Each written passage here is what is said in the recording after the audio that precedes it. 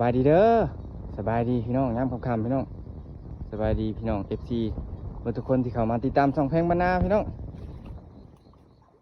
มาเบิ่งร้านใส่เบ็ดพี่น้องมันเอาปลาใส่แล้วก็มากลางมองน้ำพี่อ้ายเลยนะถ้าก็มาตนานั่นพี่น้องว้านำขึ้นคักอะไรขึ้นลายก็เศร้าเนี่ยนี่แต่จากลังเฮ้ยจีชุกเอ้ยฮะ14 ลังบ่14บ่โอ้แล้วบ่สำนี่พอดีปวดหาอยู่หากินเนาะเล็กน้อยสำนี่ร้านสำนี่แต่เจ้าปีนี่เนาะจะใส่จมขักเลยไหมเหงื่อนะให้มันลอยล้างน้ำหน่อยนึง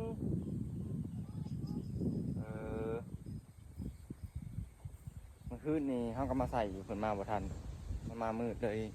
ยังเครียดไม่งอดนะพี่น้องเลยบ่ให้มาน้ำรัดยังมันนักหน่วงเลยเขาปีที่2เลยพี่น้องน้ำบึ้งเนี่ยฮะ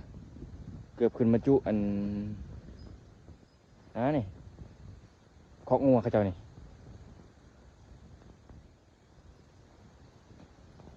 บนทั้งหลุมแล้วก็ข้อไก่นะเขาเจ้าน่ะถ่วมเลยข้อไก่คนมาอีกแล้ว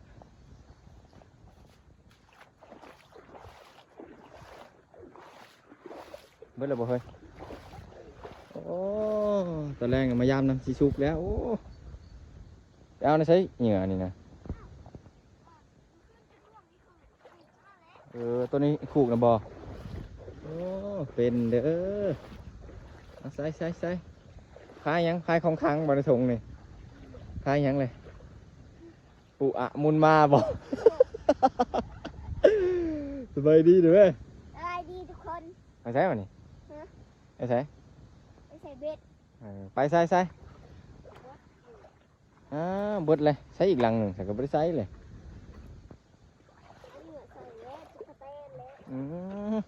สูตรของสีสุกเบิ้งเดี๋ยวลงที่อ้ายกันสูตรของร้านเขาเนี่ยบริธรรมดาด้วยทุกคนเลยก็ตะกะแตนเอาตะกะแตนแหนบใส่แล้วได้แบบนี้มันก็คักแล้วแนวนี้หาได้จากธรรมชาติโอ้โห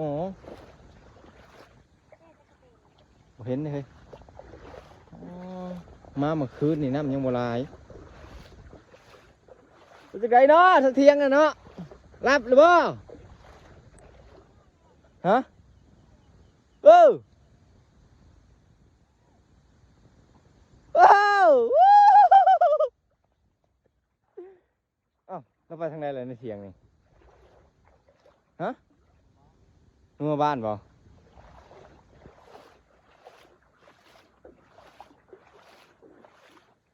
มันอยู่กับน้ำบึ้งเลยทุกคนเห็นไหมครับทางในก็ดึกเอาเลยครับตะไงอยู่ทางไหนกันที่ใส่ไปได้อันนี้พี่ไอใส่หัวมองหัวเดียวหรอใส่ไปตับขนาดหรือเปล่า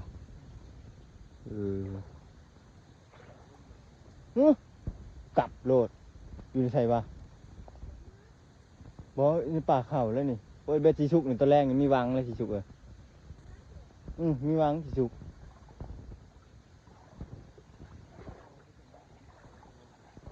ฮะโอ้ยข่อยผลบริแก่ส่ง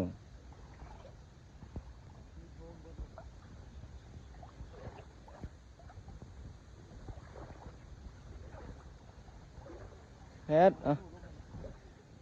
เขาในบอกคือหมูอะไรเนาะ เขาพาใส่อยู่บึงเขามาใส่อยู่ไว้ขาวนะบอลลี่เขาเจ้านะทุกคนแถวปลาลงในลีแล้วนี่เราเห็ดขักๆนะโว้ยฮะ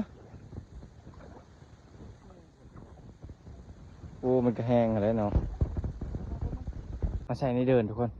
ตีโดยใส่ในขนาโบไหวน้ำแห้งโคตรนะเดี๋ยวลองมึงมันจะเป็นจังไง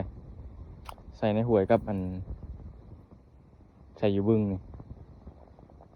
น้ำจะท่วมหางเพืองแล้วทุกคนโหดู ผู้เจ้านี่จะว่านอนบ้านเลยกับผู้จักเอ้าไปเวียกใช้โศกเสมอนะยาน้ำท่วมหลายเนาะเขาไอ้แขกบอกมาเบิ่งงัวแล้วนี่ใช่อ๋อทุกเอ็ดม่วนนะนี่ทุกคนเลยตอนน้ำท่วมนี่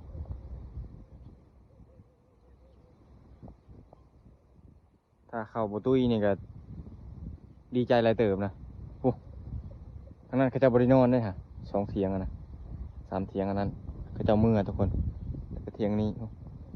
ยามมากกระถึกเลยทุกคนปากเลยว่ามื้ออื่นนี่สิบ่เต็มหมอกซะบ่เนาะถึกตัวทีไปนี่บ่เหลือแล้วอ่ะว้ายระดับ2 3 หีบผู้จักนั่น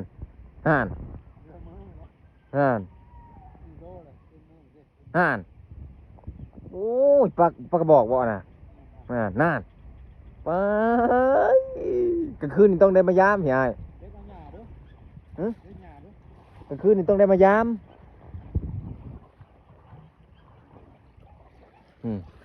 โอ้ยได้มายามกลางคืนนี่กลางคืนต้องได้มายามถึกดีปานนี้นะ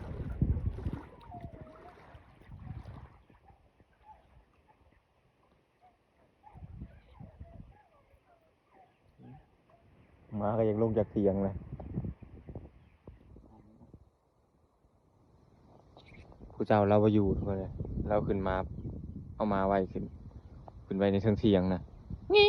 อยู่ถ่ายก็ถ่ายเทิงเตียงเลยผู้เจ้าเราไปเวียงกุกหมวนี่ตายใช่เนาะข้าวเลยเชียว โอ้ ลูกไป2 โตสนิท โอ้โห มันบลมมองมันคือมันเคี้ยว 4 เส้นผู้บ่ซ้ำนี่ 4 เส้น3 เส้นผ่านพอดี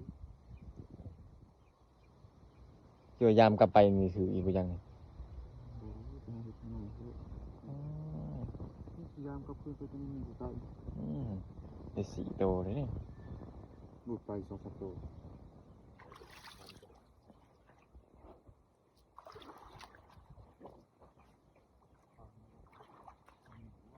มันขึ้นมาหากินน่ะเนาะโอ้ยบ่ปานใดดอกบ่คืออันทั้งบึ้งดอก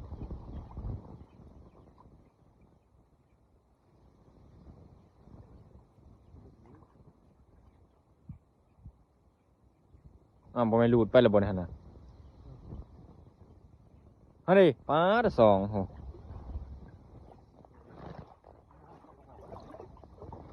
ปลากระบอกกระถึกทุกคนเลยน้ำก็บ่ลึกปานใดบ่ลึกบ่บ่หั่นแหละ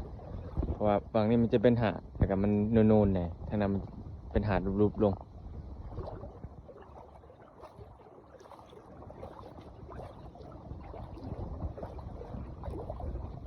กลางว่าทันสิได้หีบเลยฮะ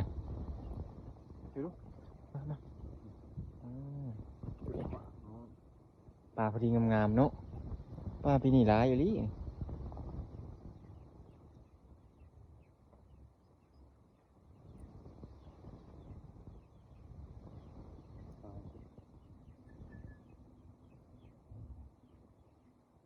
จับเลย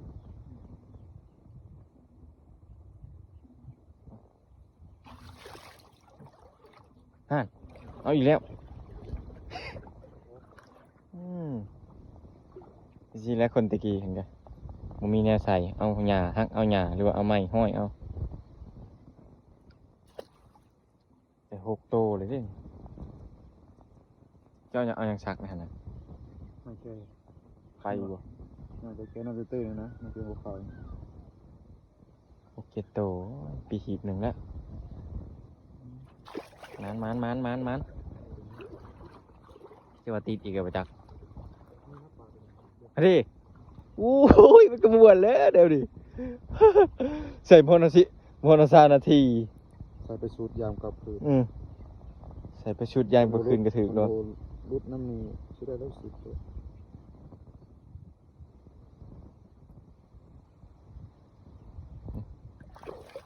ห้อยใส่หญ้าอันนั้นทุกคนเอาห้อยใส่เครื่องบางหญ้าถึกอยู่บ่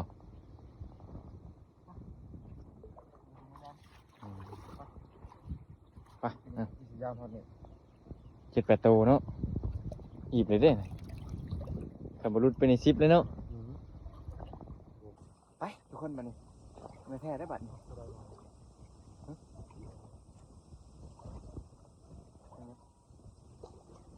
ถึกดีขนาดทุกคน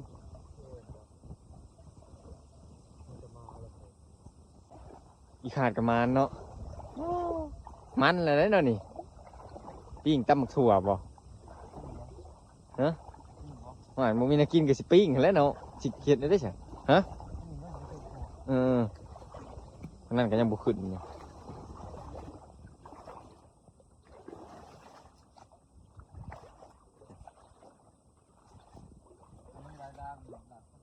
โอ้ยได้บ่เว้าก็2 สัปดาห์นี่เนาะแถวนี้เนาะพอดีบนเดินทางรถนั่นน่ะเนาะมาฮอดมองพี่น้องกินข้าวกินน้ำอิ่มแล้วเรียบร้อยจ้ะพากันย่างมาเลยเรือคนแจ้งหน่อไม้ให้กินไหมแล้วก็ปิ้งปลาตัวเขาได้เมื่อไหร่ปิ้งใหม่ๆแซ่บดีพี่น้องเห็นตัว1 2 ตัวแหละนำบกไปเลย เห็นแต่ตอหญ้าพี่น้องเอ้ยจะที่หอดมาอื่นหรือบ่ฮะ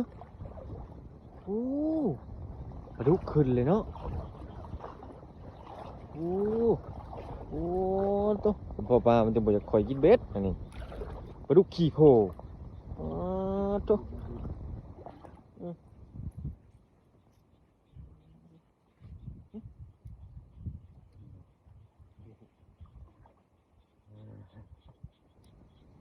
โอ้ยเพื่อนเพ่งเนาะ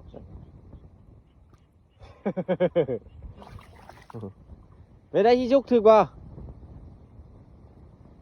ไพ่กับเบิร์ดและไพ่เขาอ่อนเลยพี่น้องไพ่บุญเมื่อสาม10,000 20,000เลยไปได้ถึกบ่ นำบกวิดนำบกปลาเบ็ดนะพี่น้องเลย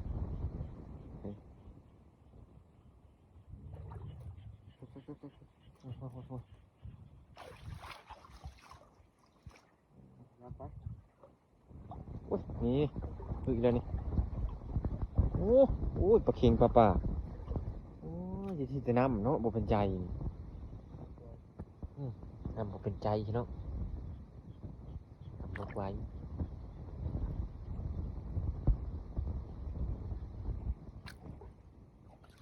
ฮัลโหลอ่ะอุ้ยเลยโอ้ยกระทำบ่มายามนี่มินมื้ออื่นนี่นี่จักปลายังไงจุ๊เหมือนได้หีบ2 หีบหูจักนี่สองนี่เดี๋ยวพดกับพี่น้อง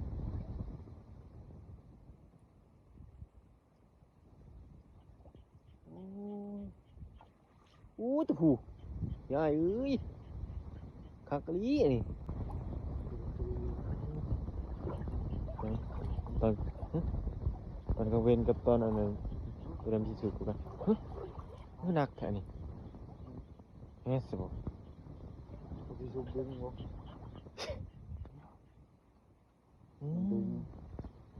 ดึงข้างหลัง ปลาเก่งนะว่านี่ มันขาดไปก็คือบ นขาดถือดีเด้อพี่น้อง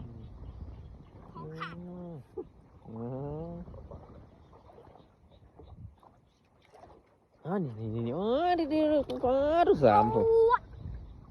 ดู4 3ปดเอาในแม่ชีชุกไปสิใส่มาสิถือให้เอามาปดบัดนี้เจ้าเฮ็ดงามบ่เบิ่งปลาน่ะเฮ็ดลุยชมจากมาอยู่เด้อพี่น้องดุกว่านี้บ่มีอีกแล้ว สู้เผื่อมันจะถือมันจะอยู่ปะ ใครแต่เพิ่นบ่ค่อยติดโทรศัพท์ปานใดพี่น้อง เพื่อนจะ คือ ธรรมดานะส่วนลายเนี่ยยกมาหาไซเวทหลายตัว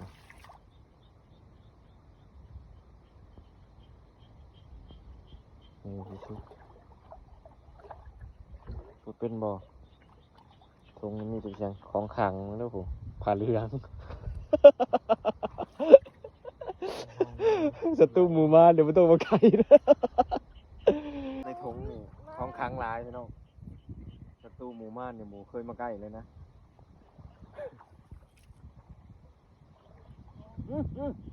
เอาอีกแล้วตัวน่ะกดเอาหน่อยมั้ย เอ้าเขาได้สิกดได้ กดบ่ได้ กระบอกว่าตัว อืม บอก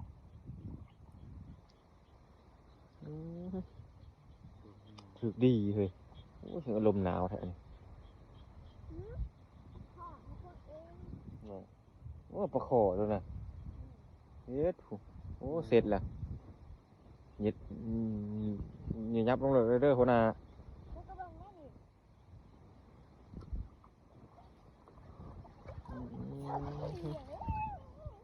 ฉันไปไกลนี่ยันจบแหล่แล้วเจ้าเอ๋ย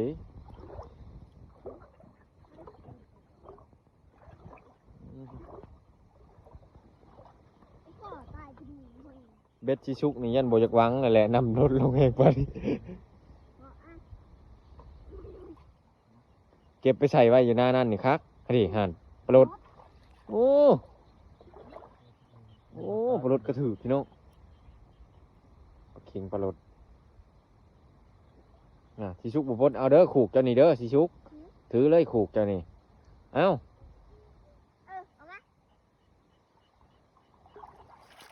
เอามา เอาหนาวได้ โอ้โหน้ำปลา บ่โชนบ่จากมือแล้วจะว่าน้ำท่วมนี่ บุญในกินเนาะ มึงดูผูกปลดดูปิ้งนี่คักได้นี่เอาปิ้งตำมะคุงปลดตากแห้ง ป้าป้า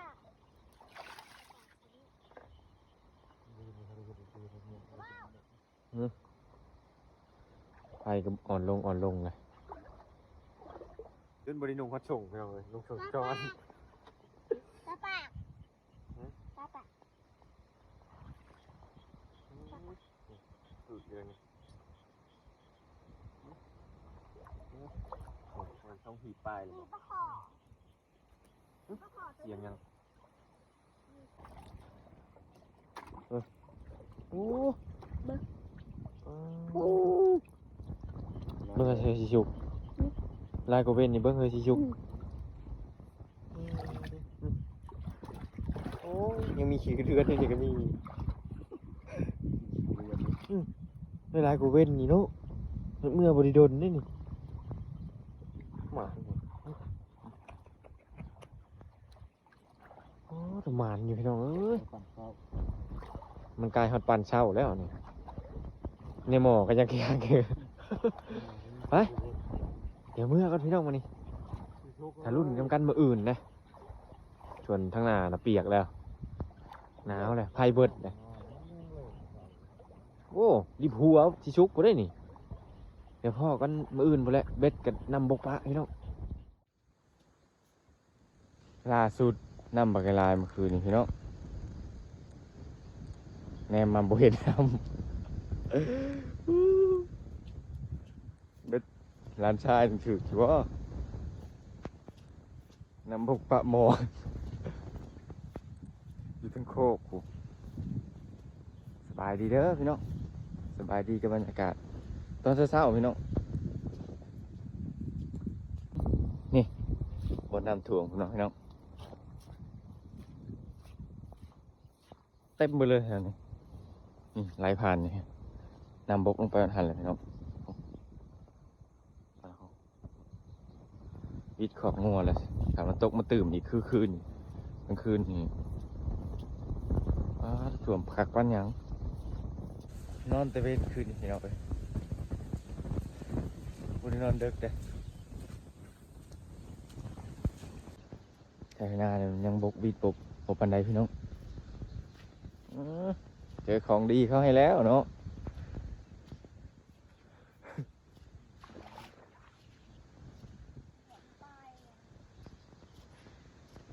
คือว่าปลดเอารถพี่ไอ้ นี่นะปานนะเอาไปนะฮะ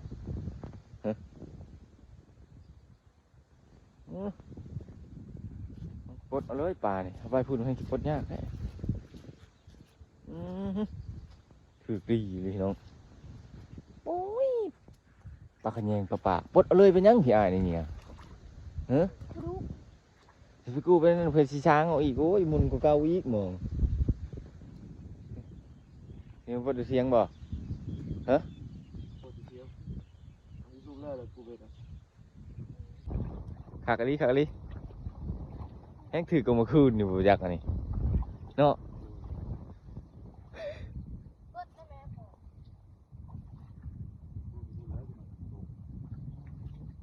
ดูคณาเขาเห็นคณาแล้ว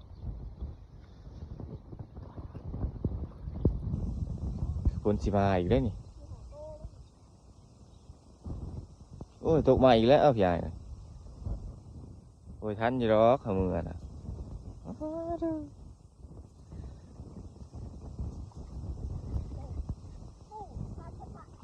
ว้าเอาจนผ่านคนสิชุกได้นี่โอ้ปลดโอ้สองนะฮะคู่ น้ำปลาโรด สองบ่อนะโอ้ยตัวหนึ่งโอ้ เอาก้อนนี้ปลาโรดยังสิ มา เอาก้อน บ่ได้ได้อปลดโอ้ปลาดุกโอ้ย ของกูมาปลาดุกเห็ดเอง ผมเตะวะดูปลาดุกเลยสิชุก แล้วมอมก็ยุงแล้วที่เพียงปะในได้นี่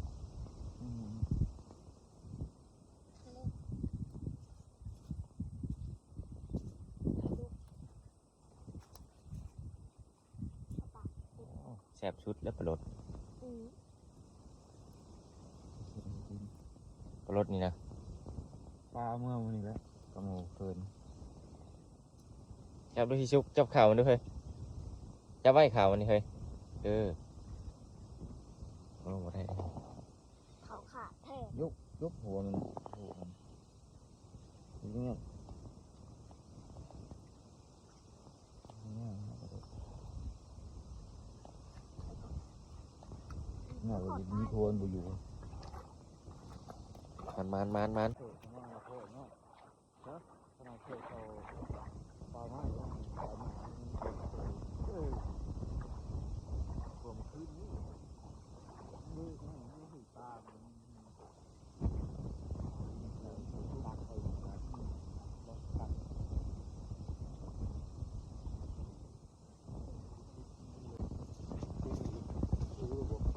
กูอีกแล้วได้จับว้าโธ่น้ำคือโบกไวใส่น้ำหวยโอ้เสียเบ็ดใช่จักรเรื่องพังโผน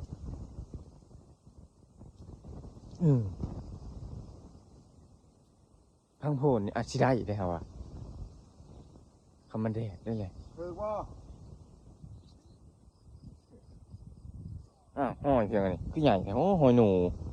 เต็มมองเลยนี่สิเขาบ่ใส่มองเบิ่งนะใส่อยู่หน้ามองนะเต็มมองเลยเบิ่งเจ้าเต็มมองอันหยาเอายัดของเจ้าโอ้ยทางปลาป่าไป อ้าวเป็นหาดสมบูรณ์นะอ้าว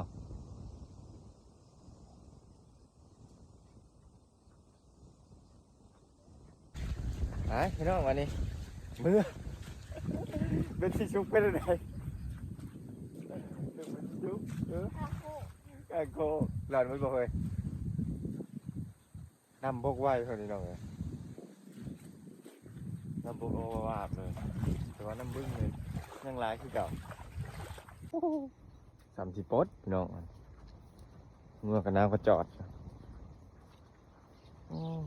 ข่าวแล้วนี่ยังบอกออกเนาะ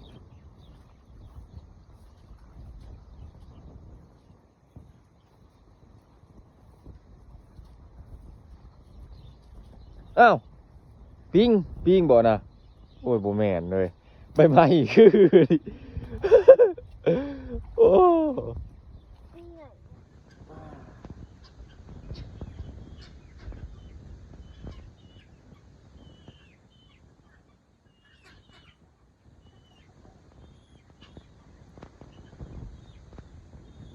ทองเป็นคนปลาแม่ไข่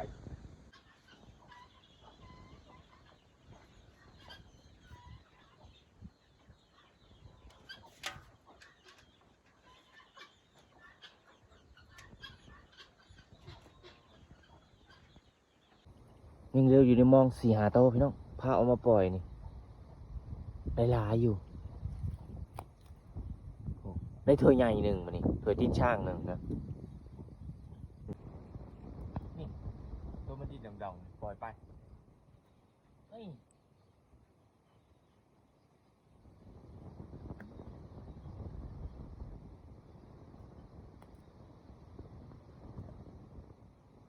ปล่อยลงไว้บนย่ำแรงตัวมันแข็งแห้งเนี่ยปล่อยไปเอ๊ะเฮ้ยนี่สัตว์จวดเฮ้ยบังดำมานี่ลูกพ่อมานี่ไว้มานี่มาลูกมาลูกชายมาโอ้ยยังบริตีบริยังกันเหี่ยวแตกเลยมึงนี่เนาะกูก็ยอมมึงแล้วมีควายเอ้ยพ่อแพงก็ได้ลูกเอ้ยพ่อแพงเจ้าหลายควายก็อยากกินหญ้าแล้วมึงมาบ้านนี่น้ำท่วมขึ้นมาพี่น้องเห็นบอกกันมันนี่มันโยบลงไปเลยแต่เช้านี่จนผูกควายไว้ได้จนยับควายขึ้นมาพี่เลยปีที่2เราของการของน้ำท่วมขึ้นมาฮอดตีนน้ำแกงขึ้นมาฮอดเทียงเขาไปชุตีนบนแถวเทียงเขาในชุ้งตัวด้วยนี่มันเป็นนูนแถวนี้คันขาดเลยพี่น้อง น้ำท่วมขึ้นมาวันนี้นะบุกลงบาบเลยน้ำอัดไว้ถ้าพ้นเช้าเขาจึงมาอัดใหม่โอ้แมงตักเต่าตัวใหญ่ดีเลยตัวนี้มักถั่วทั้งนี้เป็นย่อหยับยางเฮ้ยมันบวมน้ำเนี่ยมันเลยบอกคอยอันได้หรือบ่หีบหนึ่งป้าว้าว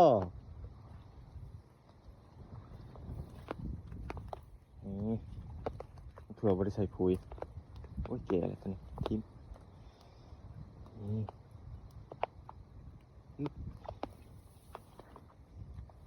เก็บเอามือกินกับอูดปลาเนาะ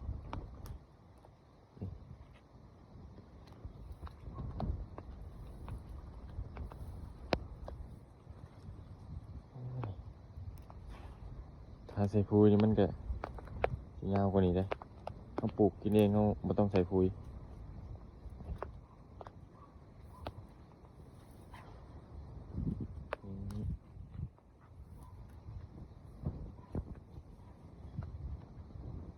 บอลนี่มันสูงมันเลย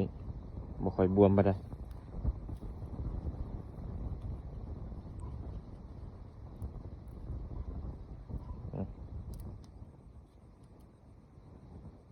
ถืออย่าบอกปลาใหญ่นะ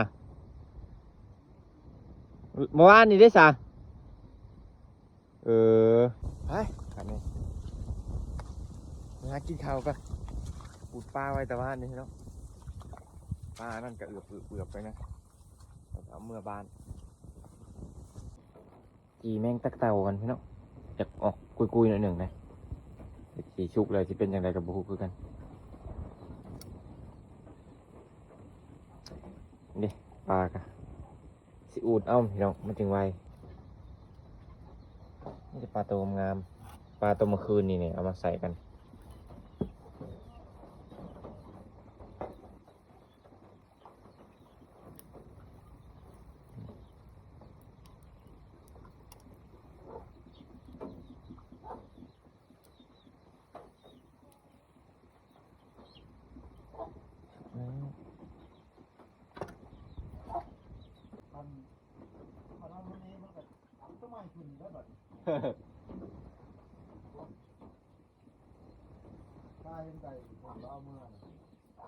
โอ้บกปุ้ยพี่น้องบกปุ้ยชีดีเห็นบกขาวๆมันชิ้นมันลายเลย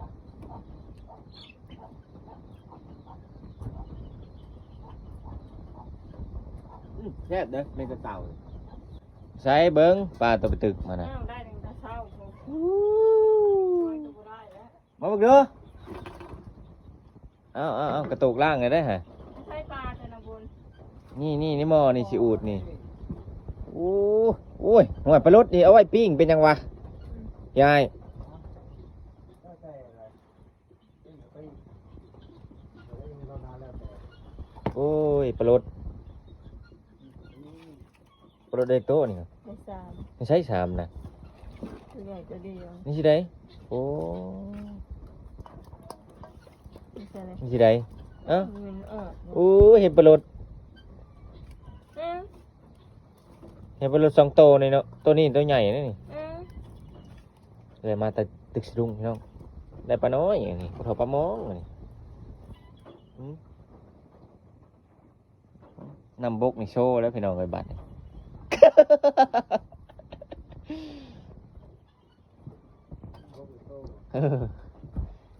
ปลาลดเอาไว้ปิ้งมันจึงแซ่บอูดกินก่อนพี่น้องคอยงอยังไม่ได้ออกแต่แรงเอายำปลานี่กินแต่ปลานะ พี่พ่อมาบอกไหม อ้าว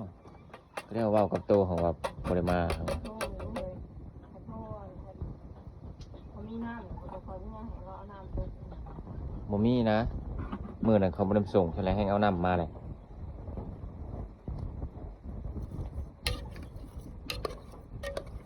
นี่เขาหน่าจะมา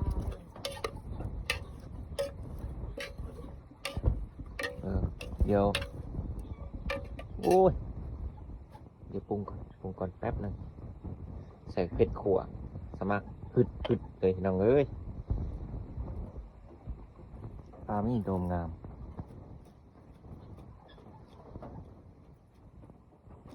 เหมือนพ่อบอสานี่ครับปลูกปลาใหญ่ส่วนปลาลดเอาออกเลยพี่น้องเอาไว้ปิ้งกิน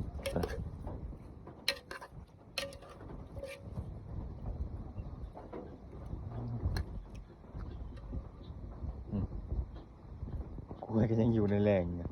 เอาอดเอาคนลินมาเรื่อยๆเลยใส่ขี้ปลาทั้งนั้นตึกสะดุ้งก็จะเนินหน้าผากแตกใช่ไหม ปลาใหญ่ตำคาง เป็นบาทวะ ชับเล็กด้วยปลาใหญ่ตำคางพี่น้อง มืดๆเลยเด้อ๋อเค็มเลย พิมพ์ เค็มเลยบอกว่าเค็มระเบิดแล้วกูใส่ยาเค็มบอกบวกกับปลา ตัวกระบาตัวละ บวกกับปลาเอือบคุณยังงั้น แล้วอื่นก็นี่กลมจางเอาไปในเอือดจาง เค็มอะ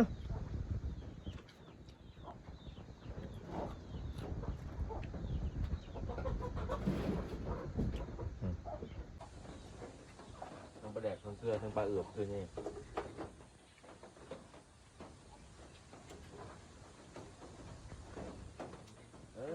เอาเพชรมาใส่นั่นนี่แหละ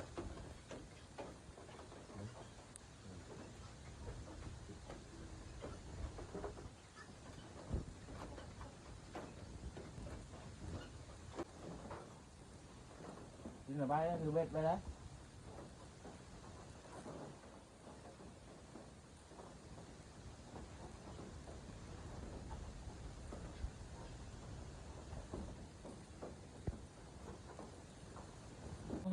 ปิ้งไอ้นั่นบ่เคยอันนั้นนะเพราะว่าดอกมันก็ไหม้มันประยุกต์แล้วนี่ให้ลูกมันขึ้นอันนั้นเลยที่เอาที่ตัวมันลูกนะปิ้งโหดแท้ หนึ่งกินไวน์มันบุจาง ก็เป็นเปลี่ยนไทย มากินเครื่องหนึ่งอิ่มแล้วกลัวยังไม่ต้องออก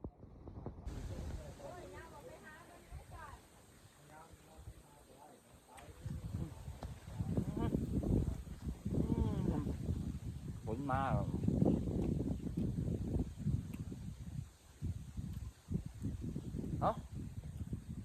เดี๋ยวอะไรกล้วยอะไรมอไปนานก่อนพี่น้อง สำหรับคลิปนี้เอาไว้สำหรับพี่น้องผมขอบใจที่เข้ามาติดตามพากินพาไปมันอยู่นะอย่ามันยังบ่แห้ง